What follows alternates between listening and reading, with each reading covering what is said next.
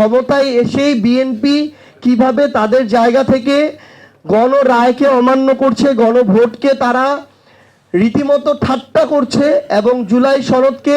তারা প্রতিনিয়ত প্রতারণা করছে। এই সামগ্রিক সচেতনতামূলক আমরা লিফলেট তৈরি করেছি এবং আগামীকালকে থেকে আমরা এই গণসংযোগ শুরু করছি এবং আমরা পরশুদিন থেকে ঢাকা মহানগরের পরে আমাদের যে অন্যান্য যে মহানগরগুলো রয়েছে, বিভাগীয় শহরগুলো রয়েছে, প্রত্যেকটি জায়গায় আমরা বিক্ষোভ সমাবেশ এবং আমাদের বিক্ষোভ মিছিল করব। আমরা প্রত্যেকটি জেলা পর্যায়ে এটা আমাদের একদম মূল টপিক, যেটা আজকে আমাদের এই টপিকে যে আমাদের গণভোটের রায় বাস্তবায়নের দাবিতে মহানগর বা বিভাগীয় পর্যায়ে বিক্ষোভ মিছিলের পর দিন আমরা আবার জেলা পর্যায়গুলোতে বাংলাদেশের 64 জেলাতেই আমরা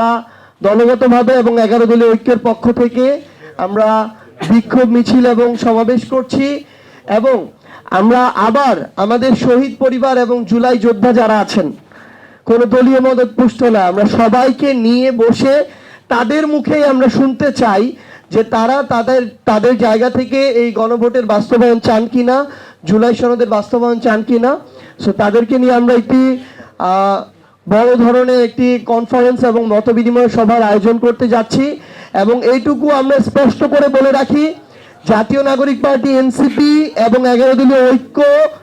যতদিন না এই গণভোটের রায় বাস্তবায়ন হচ্ছে এবং জুলাই সনদ বাস্তবায়ন হচ্ছে ততদিন পর্যন্ত সংসদে